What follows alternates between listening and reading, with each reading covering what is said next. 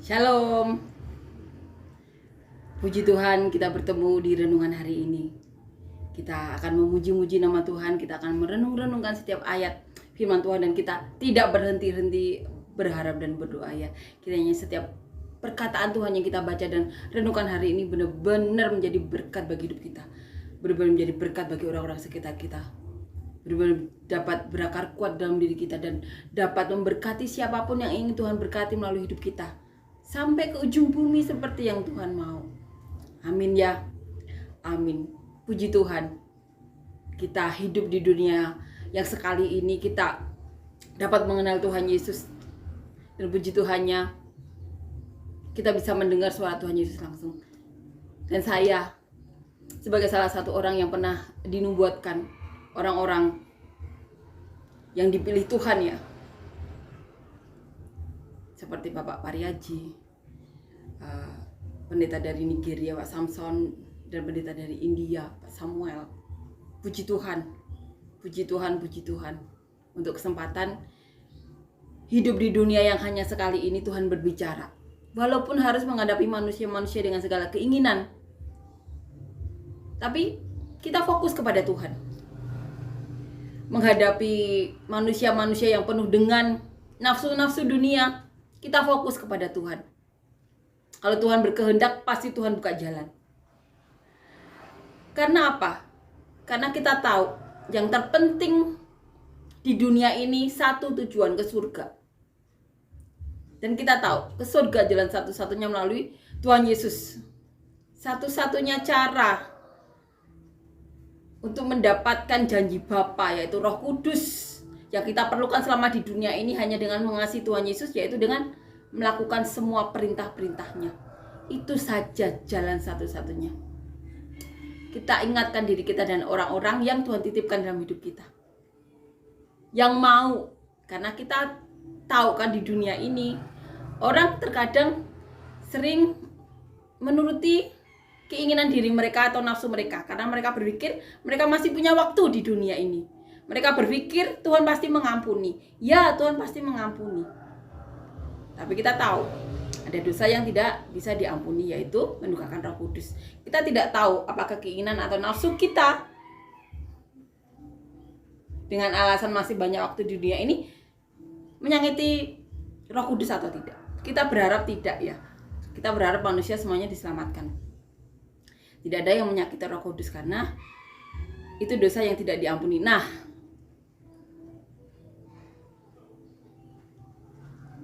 itu yang harus kita ingatkan ke orang-orang yang hanya yang saat ini mengikuti keinginan dunia atau nafsu mereka. Kita harus sering ingatkan itu. Amin ya. Karena kita tahu mengikuti keinginan Tuhan juga bisa mendapatkan berkat. Seperti Abraham diberkati luar biasa. Seperti Daud, seperti Salomo menjadi orang pilihan Tuhan tapi diberkati juga bisa. Asalkan apa? Saat kita mengejar keinginan dunia itu yang selaras dengan keinginan Tuhan, kita harus ingatkan itu. Kita harus ingatkan. Karena kita tahu banyak hal yang terjadi di dunia ini, banyak penyakit, atau contohnya pandemi ini, karena ada 1-2 orang yang mengejar keinginan dunia tapi tidak selaras dengan kehendak Tuhan. Kita harus ingatkan, kita harus terima kenyataan bahwa itu harus diingatkan. Amin ya. Amin. Kita mengucapkan terima kasih karena Tuhan masih mau berbicara. Saat manusia melakukan kesalahan dan butuh diselamatkan, Tuhan berbicara. Walaupun orang pilihannya itu tidak dihargai atau disepelekan, itu urusan lain ya. Kita fokus ke Tuhan karena kita tahu upah itu dari Tuhan. Seperti Abraham, Salomo, Daud, kalau Tuhan berkehendak memberkati, diberkati. Jadi kita bisa ini ya, bisa memfokuskan keinginan atau hal-hal yang mau kita kejar di dunia ini seharusnya kita selaraskan dengan kehendak Tuhan. Kita harus ingatkan diri kita, orang-orang sekitar kita atau siapapun yang Tuhan titipkan dalam hidup kita yang mau. Karena ada beberapa orang yang tidak mau kita ingatkan, kita tidak bisa paksa. Mau marah-marah pun nanti mereka akan memutarbalikkan pernyataan. Karena apa? Mereka hanya mengejar keinginan dunia yang tidak selaras dengan keinginan Tuhan. Ini pengalaman kita, tapi kita harus berani ingatkan. Kita harus berani ingatkan karena itu tugas kita. Yang mau saja diingatkan. Karena kalau kita sudah mengingatkan dan orang itu tidak mau, tentunya kita serahkan ke Tuhan ya, biar Tuhan yang menggunakan cara lain untuk mengingatkan. Amin ya. Amin. Kita akan nyanyikan lagu yang pertama.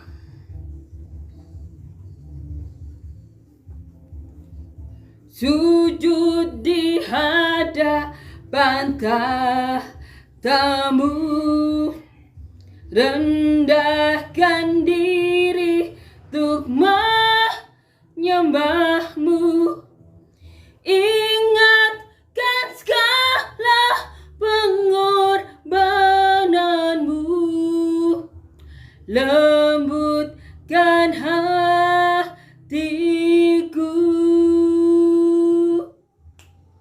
Dengan apa kan ku balas Tuhan untuk semua yang telah Kau berikan?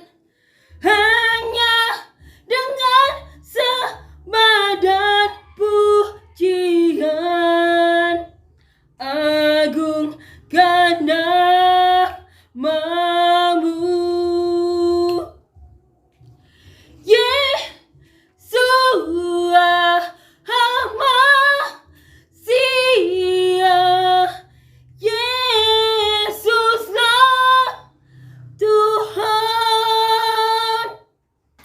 Ya, amin. Kita akan lanjutkan ya membaca dan merenungkan ayat firman Tuhan di Kisah Para Rasul pasal 3 ayat 1 sampai 10.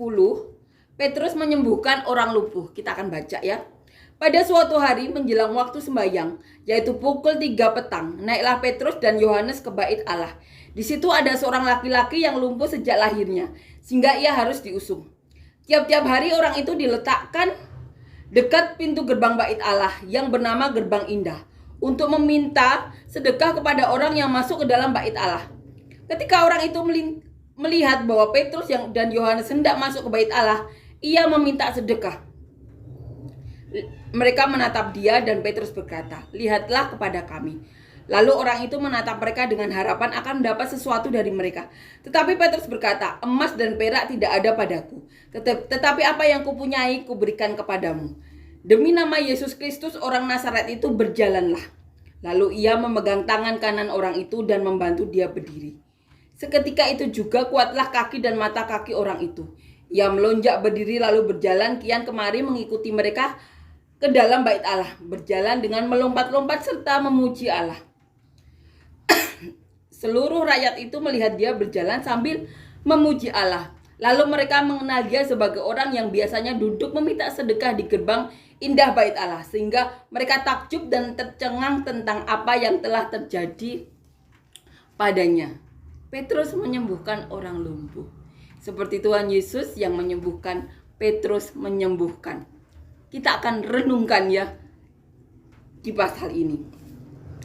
Di sini dikatakan pada suatu hari menjelang waktu sembahyang, yaitu pukul 3 petang, naiklah Petrus dan Yohanes ke bait Allah. Petrus dan Yohanes, orang yang murid yang dikasihi Tuhan, dan Petrus ke bait Allah. Di situ ada seorang laki-laki lumpuh sejak lahirnya. Dikatakan lumpuh sejak lahirnya, sehingga ia harus diusung. Tiap-tiap hari orang itu diletakkan dekat pintu gerbang bait Allah yang bernama Gerbang Indah untuk meminta sedekah kepada orang yang masuk ke dalam bait Allah. Setiap hari orang yang cacat ini diusung ke pintu Gerbang Indah, pintu bait Allah untuk meminta sedekah. Ketika orang ini melihat Petrus dan Yohanes yang hendak masuk ke bait Allah, ia meminta sedekah kepada Petrus dan Yohanes. Kemudian Petrus dan Yohanes menatap orang ini, dan Petrus berkata, "Lihatlah kepada kami. Lalu orang itu menatap mereka dengan harapan akan mendapatkan sesuatu dari mereka. Tetapi Petrus berkata, emas dan perak tidak ada padaku, tetapi apa yang kupunyai kuberikan kepadamu. Demi nama Yesus Kristus, orang Nazaret itu berjalanlah. Itu yang dikatakan. Demi nama Tuhan Yesus Kristus, orang Nazaret itu berjalanlah. Lalu ia memegang tangan kanan orang itu, membantu dia berdiri. Seketika itu juga kuatlah kaki dan mata kaki orang itu. Jadi Petrus berkata, demi nama Yesus Kristus orang Nazaret itu berjalanlah. Kemudian Petrus memegang tangan kanan orang itu dan membantu dia berdiri. Seketika itu juga kuatlah kaki dan mata kaki orang itu. Orang itu melonjak, puji Tuhan, lalu berjalan kian kemari mengikuti mereka ke dalam bait Allah. Bayangkan, orang yang sejak lahir lumpuh, saat meminta sedekah, Petrus berkata, lihatlah kepada kami. Kemudian Petrus berkata, emas dan perak aku tidak punya, tapi demi nama Yesus Kristus orang Nazaret itu berjalanlah. Itu yang dikatakan Petrus.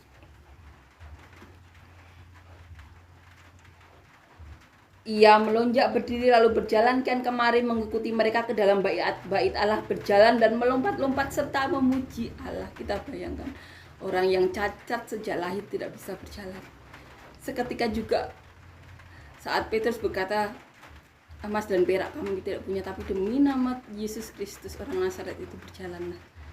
Orang itu berjalan, kemudian dia melompat ke sana kemari memuji Allah. Kita bayangkan sukacita orang tersebut ya. Seluruh rakyat itu melihat dia berjalan sambil memuji Allah. Lalu mereka mengenal dia sebagai orang yang biasanya duduk meminta sedekah di gerbang bait Allah. Sehingga mereka takjub dan tercengang tentang apa yang telah terjadi padanya. Orang-orang tahu, orang itu adalah orang yang sering duduk di gerbang indah, gerbang bait Allah. Sekarang dia itu melompat-lompat, berjalan kian kemari dan memuji Tuhan. Orang-orang yang tahu, orang tersebut takjub dan tercengang. Karena mereka tahu orang itu cacat sejak lahir. Terpujilah nama Tuhan Yesus. Ini doa Petrus. Demi nama Yesus Kristus orang Nazaret itu berjalanlah. Amin ya. Nama Tuhan Yesus dipermuliakan Petrus. Nama Tuhan Yesus Kristus dipermuliakan Petrus. Itu juga tugas kita, mempermuliakan nama Tuhan Yesus, mengasihi Tuhan Yesus dengan melakukan semua perintahnya dan mempermuliakan Tuhan Yesus. Di sini Petrus berdoa demi nama Yesus Kristus. Amin ya. Amin. Kita akan nyanyikan lagu yang kedua.